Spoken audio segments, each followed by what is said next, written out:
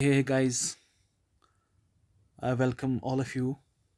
A very warm welcome on my YouTube channel. तो आज हम एक इम्पॉर्टेंट बहुत ही ज़्यादा important I should say most important जो चैप्टर हैं इनऑर्गेनिक केमिस्ट्री का आज से हम उसको प्रारंभ करने जा रहे हैं. This will be the lecture first of this and this will go on. एक बहुत बड़ा चैप्टर है. इसको हम इसको कहते हैं मेटलो ऑर्गेनिक्स या कहते हैं ऑर्गेनोमेटेलिक्स. सो हम इसको कहेंगे ऑर्गेनोमेटेलिक्स.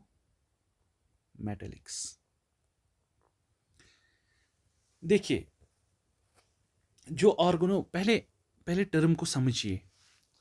ऑर्गेनोमेटेलिक्स है क्या? ये दो दो चीज़ों का बना हुआ है. One is organo, second is metallics. Okay.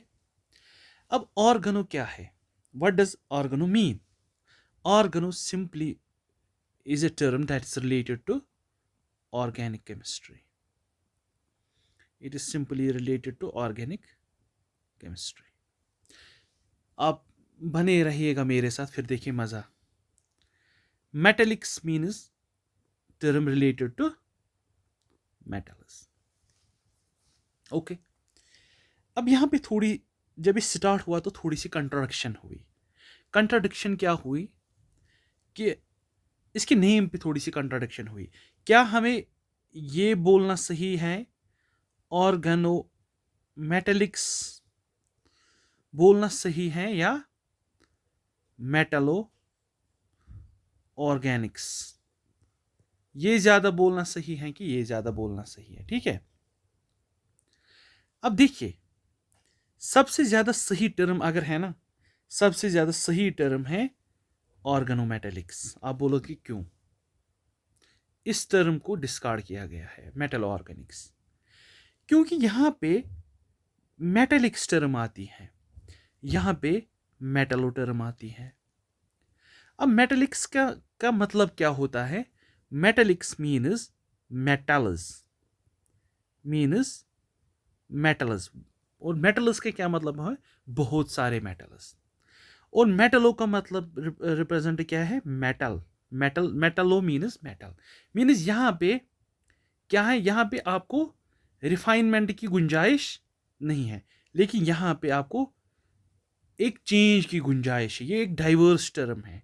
Metlo organo metallics. Metallics में क्या है? मेटेलिक्स एक डाइवर्स टर्म है, लेकिन ये मेटलो डाइवर्स टर्म नहीं है. तो आज से आप क्या कहोगे? ऑर्गेनो मेटेलिक्स, ना कि मेटलो ऑर्गेनिक्स. ओके, ठीक है. तो पहले हम देखेंगे ये basically organometallic organometallic organometallic compounds होते क्या है. ठीक है. तो कहा जाता है कि ऐसे सारे कंपाउंड्स जिनमें एम सिंगल बॉन्ड सी हो, ये जरूरी नहीं है सिंगल बॉन्ड, लेकिन जिनमें at least one M C bond हो, उन सारे कंपाउंड्स को हम ऑर्गेनोमेटेलिक कंपाउंड्स कहते हैं. तो ये हैं क्या? What does M C bond mean? M C bond का मतलब होता है that there should be a bond between a metal and a carbon. ऐसे सारे कंपाउंड्स जिनमें मेटल कार्बन बॉन्ड हो, उनको हम कह सकते हैं ऑर्गेनोमेटेलिक कंपाउंड्स. ठीक है. लेकिन अब क्वेश्चन अराइज होता है. क्वेश्चन ये है कि क्या ऐसे सारे कंपाउंड्स जिनमें एमसी बॉन्ड हो, क्या उनको हम ऑर्गेनोमेटेलिक कंपाउंड्स बोलेंगे या बोल सकते हैं ऐसे सारे कंपाउंड्स को जिनमें एमसी बॉन्ड हो? नहीं, ये बोलना भी ठीक नहीं है. ऐसे बहुत सारे कंपाउंड्स हैं जिनमें एमसी बॉन्ड है, लेकिन हम उनको ऑर्गेनोमेटेलिक कंपाउंड्स नहीं कह सकते हैं। फॉर एग्जाम्पल, मैं आपको एक सिंपल एग्जाम्पल दूंगा। हमारे पास है एक अच्छी चीज जिसको हम CaCO3 बोलते हैं, कैल्शियम कार्बोनेट। इसमें कैल्शियम और कार्बन की बॉन्ड है, तो क्या ये फिर ऑर्गेनोमेटेलिक कंपाउंड बना? ना बाबा ना, ये ऑर्गेनोमेटेलिक कंपाउंड नहीं है। इसी जिमन में Na2CO3 है, क्या ये ऑर्गेनोमेटेलिक कंपाउंड है? बिल्कुल भी नहीं। Mg2CO3 है, क्या ये ऑर्गेनोमेटेलिक कंपाउंड है? बिल्कुल भी नहीं। अब हम देंगे एक एग्जांपल, TiMe4 टेट्रामीथाइलसिलेन। तो क्या हम इसको ऑर्गेनोमेटेलिक कंपाउंड कहते हैं? क्या हम इसको ऑर्गेनोमेटेलिक कंपाउंड कह सकते हैं? बिल्कुल सर, ये तो ऑर्गेनोमेटेलिक कंपाउंड है। इसमें तो MC बॉन्ड है, MC बॉन्ड है, MC बॉन्ड है, MC बॉन्ड।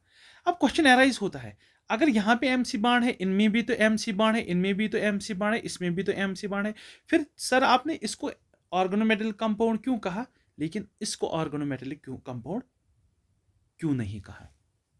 ये तो एक इंपॉर्टेंट क्वेश्चन है। चलिए देखते हैं क्यों। मैं आपको दो चीजें बताऊंगा, ये बहुत ही ज्यादा इंपॉर्टेंट चीजें हैं। इसको हम कहते हैं two rule formula. Two rule formula, अगर आपको दुनिया में कहीं भी कोई भी कंपाउंड दिया गया है और आपको बताना है क्या ये ऑर्गेनोमेटेलिक कंपाउंड है या नहीं, तो आप ये टू रूल फार्मूला लगा सकते हो। फार्मूला क्या है? एक, पहले आप देखोगे जो भी इसमें MC बॉन्ड है, जो भी इसमें MC बॉन्ड है, इट शुड बी इंपॉर्टेंट, ये बात याद रखना है, for the existence, it should be important for the existence of that species. अगर आपको कोई भी ऑर्गेनोमेटेलिक कंपाउंड दिया गया है और आपको कहा जाए कि ये जो कंपाउंड है ये ऑर्गेनोमेटेलिक कंपाउंड है या नहीं, तो आप डायरेक्टली जाओगे, उसमें आप देखोगे MC बॉन्ड, और जब आपको ये MC बॉन्ड दिखे तो कभी मत कहना MC बॉन्ड देख के ही ये ऑर्गेनोमेटेलिक कंपाउंड है, बल्कि आप पहला जो चीज करोगे, आप देखोगे कि क्या ये MC बॉन्ड इस कंपाउंड के लिए इंपॉर्टेंट है। अगर हम इस MC बॉन्ड को ब्रेक करें, क्या कंपाउंड एग्जिस्ट कर सकता है कि नहीं? क्या कोई उसमें से, अगर MC बॉन्ड ब्रेक करेंगे, क्या उसमें से कोई ऐसी चीज निकलेगी जो फिर भी एग्जिस्ट करती हो? अगर ऐसा हुआ तो हम उसको कहते हैं, उस वाली MC बॉन्ड को, कि ये इस कंपाउंड के लिए इंपॉर्टेंट नहीं है, तो हम उस कंपाउंड को ऑर्गेनोमेटेलिक कंपाउंड नहीं कह सकते हैं। अब देखेंगे हम CaCO3। यहां पे आप देख रहे होंगे कि यहां पे MC बॉन्ड है। अब दूसरी चीज करेंगे हम इसको ब्रेक करेंगे, CaCO3। अब ब्रेक किया, यहां पे क्या बना? Ca and CO3। मैंने तो ब्रेक किया ना, लेकिन यहां पे क्या बना? यहां पे तो इजिली बना, क्या? यहां पे तो CO3 बना कि नहीं? तो CO3 तो एग्जिस्ट करता है। सॉरी, जब हम इसको ब्रेक करते हैं यहां पे बनता है CaO plus CO2।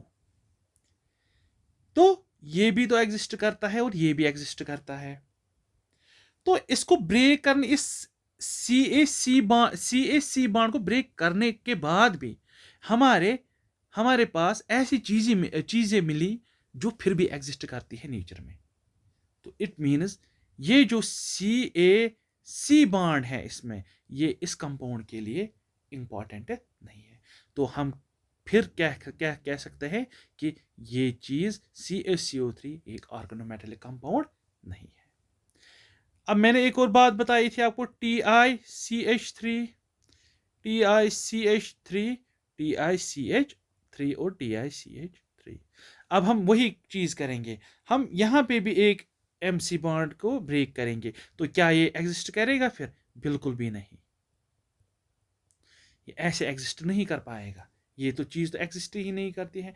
It means for the survival of this compound every MC bond, every MC in a TiC bond is necessary. So it means that this compound is an organometallic compound. ये थी पहली चीज।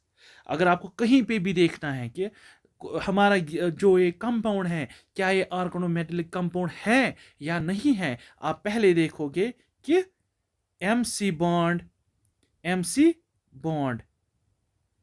should be important. MC bond should be important for the existence of the given compound.